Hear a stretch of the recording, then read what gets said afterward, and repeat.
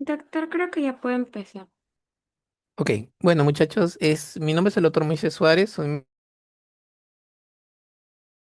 médico gastroenterólogo del Hospital María Auxiliadora. La clase de teoría se acerca de la enfermedad úlceropéptica.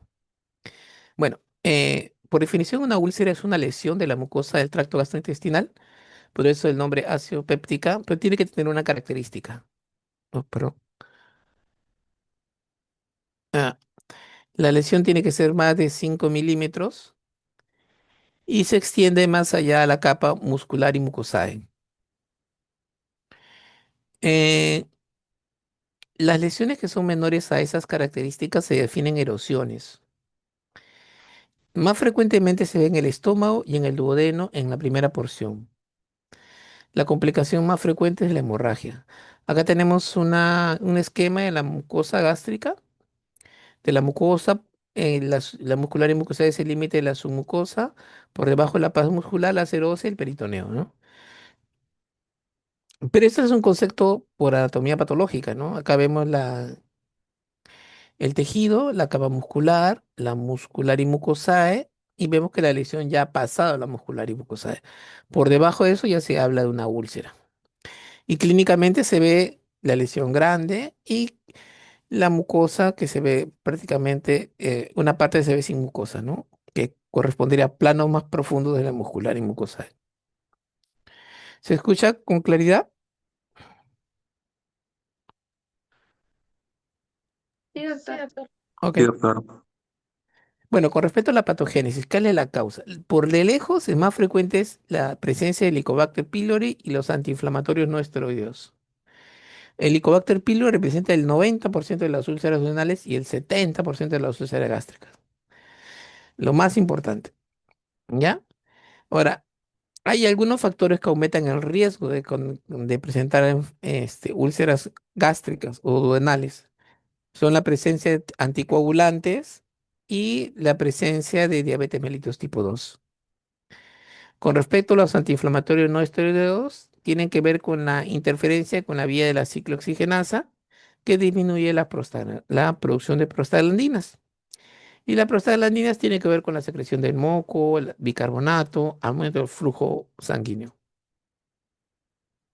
Acá tenemos un cuadro donde representa las úlceras duodenales y las úlceras gástricas, y por lejos la primera causa es Helicobacter pylori en ambos casos, y siempre la segunda causa es antiinflamatorios no esteroideos, ¿no? Bueno, nos vamos a dedicar a eso. El Helicobacter pylori es una bacteria muy conocida. Usted dice, bueno, de lo que están llevando, lo más que escuchan es Helicobacter pylori. Es un bacilo gram negativo microaerófilo espirilado con un flagelo en su polo que le permite la motilidad. Tiene algunas características, produce una enzima ureasa que induce un ambiente alcalino en su proximidad y esto permite sobrevivir por debajo de la barrera mucosa. Además, aumenta la concentración de hidritos de amonio que ejerce un efecto directo sobre el epitelio gástrico, una lesión tóxica directa. Ahora, el Helicobacter pylori, si está en el antro, tiene un comportamiento diferente si está en el cuerpo, en el fondo. Cuando está en el antro gástrico, va a condicionar pérdida de las células de antrales, que son las productoras de somatostatina, que a su vez produce inhibición de la secreción de gastrina. Como inhiben el inhibidor, lo que va a condicionar es una hipercloremia. Esta hipercloremia en el antro se va a transmitir hacia el duodeno y en el bulbo duodenal va a condicionar las úlceras duodenales.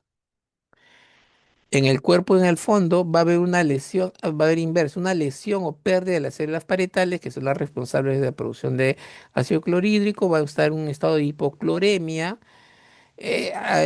cambios estructurales en la mucosa hasta la atrofia gástrica y va a condicionar úlcera gástrica. Entonces tenemos acá la mucosa gástrica, la infección por Helicobacter, estados de hipocloremia, hipocloremia. Puede haber una infección aguda, que puede ser asintomática, y puede haber una infección crónica. La infección crónica a través de muchos años va a condicionar en el antro una gastritis piramidal antral que, como antes he explicado, va a generar una úlcera duodenal. En- Va a condicionar también una pangastritis atrófica o una gastritis predominante corporal y fúngica. que se asocia a úlceras gástricas. Cuando hay atrofia gástrica, va a condicionar cambios en las características de la mucosa, va a haber metaplasia, displasia y podría generar cáncer gástrico. Ya, pero ya ese es otro tema sobre el cáncer gástrico. Por eso es importante el Helicobacter pylori. Ahora, el otro agente causal importante son los antiinflamatorios no esteroideos. Y tiene dos efectos, un efecto sistémico y un efecto local, tópico.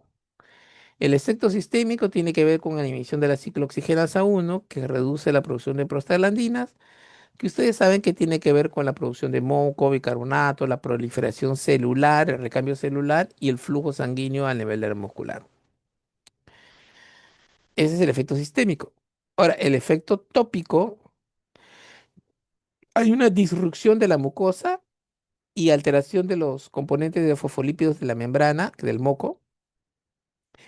Eh, Hay un efecto de atrapamiento iónico en las células epiteliales gástricas que condicionan alteraciones a nivel de sus mitocondrias, a nivel de respiración y va a condicionar muerte celular. O sea, hay un efecto tóxico directo y un efecto sistémico. Bueno, acá tenemos un esquema de la mucosa gástrica expuesta a los AINES, tienen efecto tóxico directo, atrapamiento iónico, y tenemos el efecto que se relaciona con la producción de prostaglandinas, que tiene que ver, la prostaglandina tiene que ver con aumento de la secreción de ácido, disminución de la secreción de moco, disminución de la producción de bicarbonato, disminución de los fosfolitos activos en la superficie y disminución de la proliferación de células epiteliales. Y con el efecto, también el efecto de las endoteliales, o sea, en los vasos, que producen disminución del flujo y isquemia. Todo esto, todo junto va a condicionar la úlcera, erosión y úlcera, ¿no? Por una parte puede haber cicatrización o evolución a la úlcera, ¿no? Bueno, no es la única causa, definitivamente, pero son las más frecuentes. Pero siempre hay que considerar otras causas, por ejemplo, causas isquémicas. Las drogas vasoactivas, como la cocaína, producen vasoespasmo en la mucosa y pueden producir isquemias en la mucosa. Algunas infecciones como el herpes, citomegalovirus en pacientes inmunodeprimidos puede condicionar úlceras. Eh, Hay una condición especial que por una hipersecreción ácida debido a los gastrinomas en síndrome de Zollinger-Ellison. Hay también debido al estrés en los pacientes críticos, en los pacientes de la UCI, por el estrés crónico va a producir una úlcera por estrés. Hay una condición inmunológica, una gastroenteritis eosinofílica, mastocitosis sistémica, enfermedad de Crohn y hay unas causas idiopáticas. Pero estas causas son poco frecuentes. Cuando tenemos un paciente con una enfermedad ulceropéptica, lo primero que pensamos en dos cosas, AINES o Helicobacter pylori. Bueno, hay factores protectores y factores tóxicos. Los factores protectores tenemos el moco gástrico, la secreción del moco, la producción de bicarbonato, el flujo sanguíneo en la mucosa gástrica y la prostaglandina E2 que inhibe la secreción de ácida de las células parietales. Esos son los factores protectores. Y los factores tóxicos, el Helicobacter, AINES, las sales biliares, el ácido clorhídrico, la pepsina. Bueno, hay una relación, una asociación en grupo sanguíneo O, el consumo del tabaco, el alcohol y los malos hábitos de la dieta. Entonces hay un balance entre factores protectores y factores tóxicos. El resultado de esto va a causar enfermedad. ¿Y cómo en la clínica? No sé si ustedes ya han pasado en el hospital. Muchos pacientes cuando vienen por úlcera vienen vomitando sangre, pero y ustedes le preguntan y no sienten, no, simplemente vomitan sangre o hacen caquita negra. O sea, hay un buen producto de pacientes que son totalmente asintomáticos, sobre todo los que están asociados al consumo de AINES. Bueno, si vamos a ir a lo típico, el dolor abdominal, el 80% es epigástrico, puede haber en el hipocondrio derecho, hipocondrio izquierdo.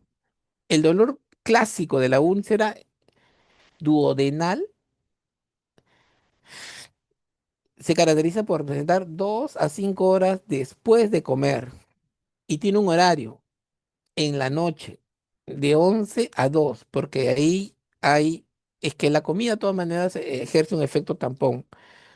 Entonces, cuando a esas 2 horas ya no hay, el estómago está totalmente vacío, también es generalmente esa hora el dolor, ¿no? Cuando las úlceras es en el canal pilórico, recuerdan el esófago, estómago, antro, el píloro. Cuando es en el mismo píloro, hay un dolor epigástrico que empeora al comer. Hay eructos, saciedad temprana. ¿Por qué saciedad temprana? Porque hay una serie de estenosis o subestenosis. Hay intolerancia a alimentos grasos y hay náuseas y vómitos. ¿Cómo hacemos el diagnóstico? Bueno, el gol estándar es la endoscopía digestiva alta. ¿Ya ustedes han tenido experiencia en los hospitales cuando han ido a la unidad de centro endoscópico? Tiene una sensibilidad de 90% porque hay una visión directa. Varía según la ubicación de la úlcera. Hay úlceras que son difíciles de ver. Hay, te sirve como diagnóstico y te sirve como terapéutico. O sea, te permite diagnosticar y hacer tratamiento. Y una tercera, también es algo importante, te permite tomar biopsia para descartar la presencia de Helicobacter. Recuerda que las bacterias no se ven a la vista, ¿no? Bueno, acá hay un protocolo SIGNE que seguimos en el hospital, que a todos los pacientes le hacemos para hacer un muestreo sistemático, ¿no? Tenemos la imagen de la endoscopía, acá tenemos una úlcera grande, diagnóstico, terapéutica, ponemos clic y tomamos biopsia para tratar de identificar el Helicobacter pylori. Bueno, esta escuadra es muy importante, la escala de Glasgow. Ya, la escala de Glasgow se tiene que hacer a todos los pacientes que ingresan a la emergencia. Es importante, bajo riesgo y alto riesgo, de 0 a 1 o más de 2. ¿Ya? O sea, basta con sacar más de 2 puntos, ya es alto riesgo. Entonces, vamos a ver diferentes parámetros. La urea, la hemoglobina, en varones y mujeres va a ser diferente. La presión arterial, el pulso, la presencia de melena, la presencia de síncope, y si ya tiene el antecedente de una úlcera previa y si tiene falla cardíaca. Cada uno le va a dar un valor. En el contexto del paciente con enfermedad ulceropéptica, ¿no? Entonces, si la urea, este, obviamente se está relacionado con la falla renal aguda, ¿no? Con la función renal, ¿no? Si la urea desde de 38 hasta 40, hasta 47, le da 2, de ahí van subiendo los valores. Pero recuerda que una vez que tengas más de 2, mayor o igual a 2, ya definí que es una en alto riesgo. Una úlcera, una hemorragia de alto riesgo. La hemoglobina de 12 a 13, un punto, ya menos de 12 ya te da 3 puntos. Va a variar entre varones y mujeres. La presión, para ver el estado hemodinámico, de la presión arterial sistólica de 100 a 109, de 90 a 99, menos de 90. En el pulso más de 100, la presentación de melena, el síncope, enfermedad hepática previa o falla cardíaca. Entonces, solo tienes que tener 2 puntitos para ya considerar severa, ¿ya? Y la otra clasificación es importante una vez que ustedes ya deben conocer la clasificación de Forrest. Cuando tenemos la clasificación de Forrest es una clasificación endoscópica. Está en rojito porque es agudo, la Forrest 1, que puede ser 1A o 1B. El 1A es un sangrado a chorro que tiene un riesgo de resangrado del 90%. El 1B es un sangrado, no es a chorro, pero sí se mapa, es un babeante, ¿no? Que tiene un riesgo de sangrado de 60-80%, si no se hace terapéutica. Estos son riesgos son si no se hacen terapéuticos, que no es un grado reciente, muy reciente. Tenemos el 2A, 2B y 2C. El 2A es vaso visible, ves una úlcera con un vaso visible. Riesgo hasta el 50%, resangrado. El 2B, tú no ves directamente la úlcera, sino ves un coágulo adherido en el lecho ulceroso. Tiene un riesgo de 30-35. Luego tienes el 2C, es una mancha de hematina. es una mancha. No ves vaso, es una mancha. Tiene poco riesgo de resangrado, dice 15%. Y el Forest 3 ves una cicatriz fibrótica, ¿no? Una fibrosis. Una base limpia, fibrosis. Tiene un riesgo mínimo de resangrado de 3 a 5%. Ahora, ese 2B tienes un problema porque tú no sabes qué hay detrás de ese coágulo. Cuando hacemos endoscopia y vemos un coágulo, generalmente lo sacamos. Lo sacamos y podemos encontrar un 2A o un 2C y después lo reclasificamos. Ya. Entonces, ¿para qué sirve esto? Acá tenemos un algoritmo, tenemos un paciente con hemorragia digestiva y le hacemos la clasificación de Glasgow. Glasgow es 0,1 o más de 2. Si es 0,1, le damos alta de la emergencia. Si tiene 0 o un puntito de Glasgow, el paciente dice, doctor, vomitado sangre o hecho caquita negra. Si tiene 0 a 1, tú le das tratamiento bioral, ambulatorio y lo puedes hacer seguimiento por consulta externa. Si tiene más de 2, tienes que hospitalizarlo. Y comienzas a... ¿Qué es lo que haces? Primero las funciones vitales, ¿no? Le haces las funciones vitales y te haces lo que le llamamos reanimación hemodinámica. O sea, tenemos que estabilizar hemodinámicamente al paciente, ¿ya? Que esté despierto, hemodinámicamente estable, con la frecuencia cardíaca menos de 100, con la urea creatinina normal, con los parámetros de las funciones normales, con ventilación espontánea, sin soporte de oxígeno. Y vamos a pasar sangre solo si la hemoglobina es menos de 7. ¿Ya? A esto le llaman la transfusión. Hay que tener mucho cuidado con la transfusión innecesaria. Solo cuando la hemoglobina es menos de 7.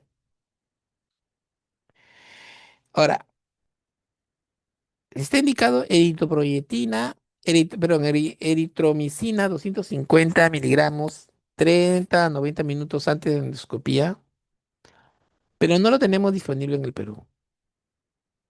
Esto sirve a aumentar el vaciamiento gástrico. ¿Por qué? Porque si hay sangre en el estómago no se va a poder ver nada.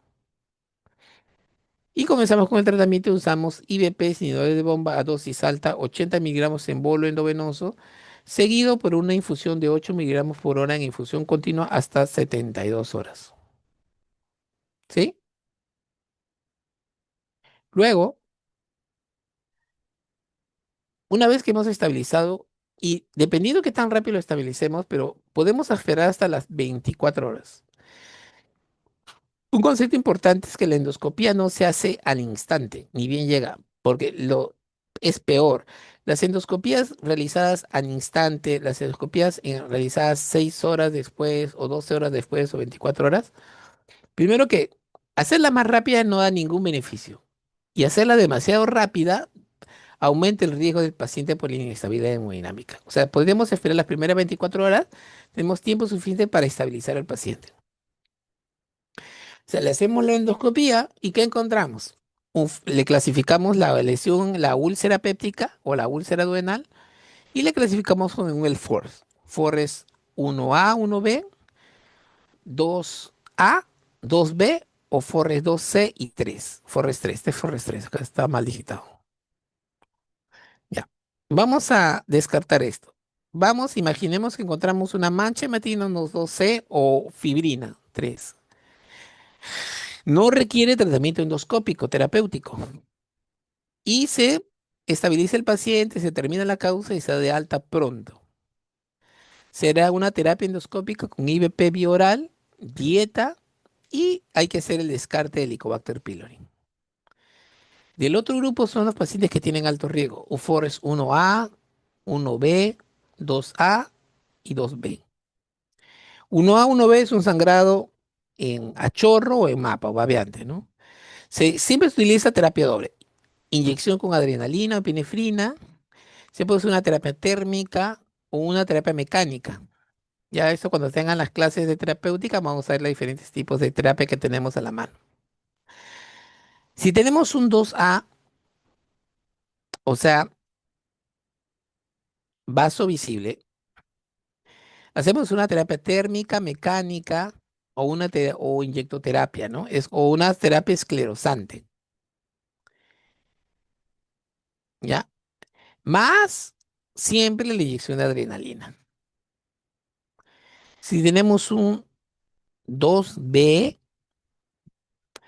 recuerda que en el 2B no sa- es incierto. Hay que sacar el coágulo y segundo lo que se encuentre por debajo se tratará como 2A o 2C. Una vez que hemos hecho la terapia endoscópica, el paciente va con IVP endovenoso hasta 72 horas. Luego pasa vía oral 2 veces por semana, vía oral eh, por 2 semanas y después una vez al día, seguida por una vez al día, dependiendo de la lesión que tenga.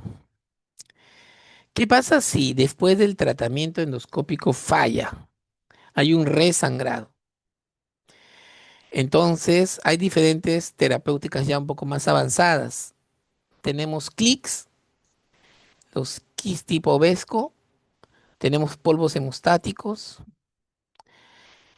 podemos hacer embolización arterial y siempre la última opción es la quirúrgica, o sea, ingresar a sala de operaciones.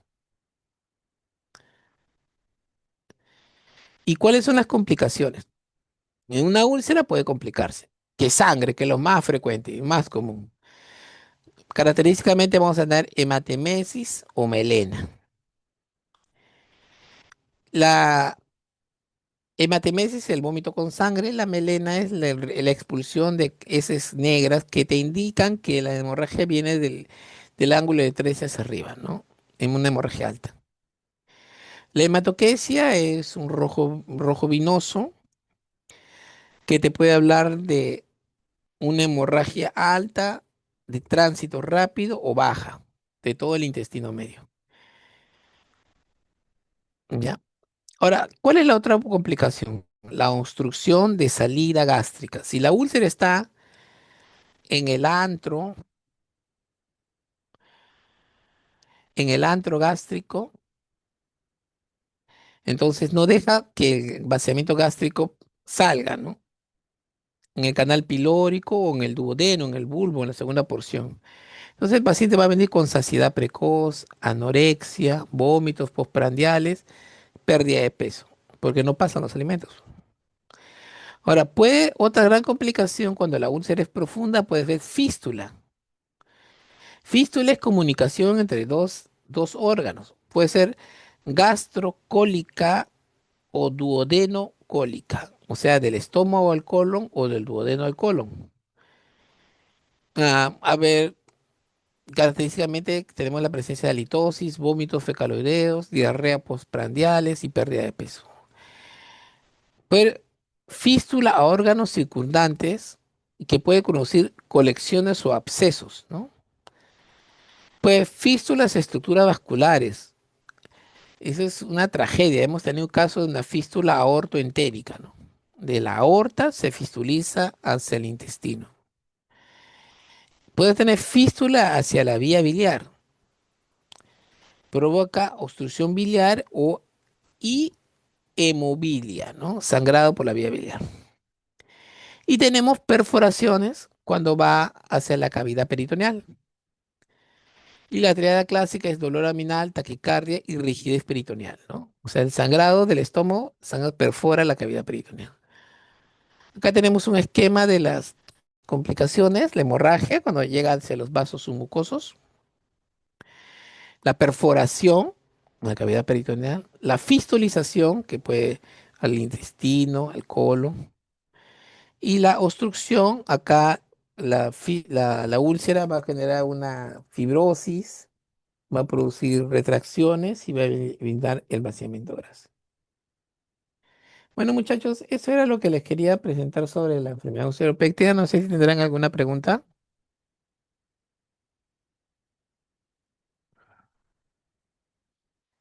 Hola. Creo que no, doctor. Ok, bueno, bueno, gracias muchachos. Bueno, cualquier cosita estamos en el hospital para para poder resolver las dudas. Aprovechen las prácticas, ¿ya?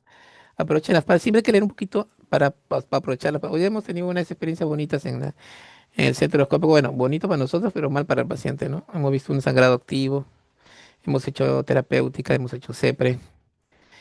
Listo, muchachos, gracias. Nos vemos. Muchas gracias, doctor. Buenas tardes. Chao. Gracias, doctor. Chao.